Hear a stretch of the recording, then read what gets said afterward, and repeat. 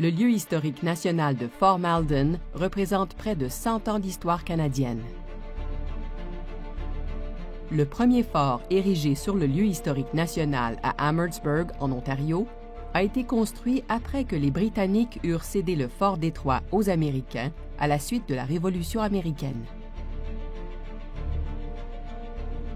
Le major général Isaac Brock a fait connaissance avec le chef Shawnee Tecumseh près du fort Amhertsburg en août 1812.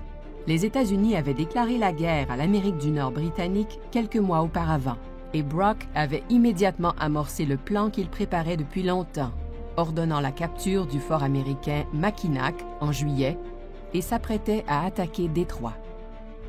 Plusieurs alliés des Premières Nations, y compris Tecumseh et ses guerriers, étaient prêts à aider Brock dans son plan audacieux de capturer Détroit. Ils ont joint les soldats réguliers et la milice de Brock dans un assaut rapide et sans douleur de Fort Détroit, misant sur la phobie que le général américain William Hull avait des Autochtones, en lui donnant l'impression d'être beaucoup plus nombreux et mieux formés qu'ils ne l'étaient. À peine un an plus tard, les Américains remportaient une victoire décisive à la bataille du lac Erie. La marine américaine y a gagné l'emprise entière sur le lac Erie. À l'encontre des désirs de Tecumseh, le major général Proctor ordonna le repli des troupes, après avoir incendié le fort, le chantier naval et les autres bâtiments gouvernementaux à Amhertsburg.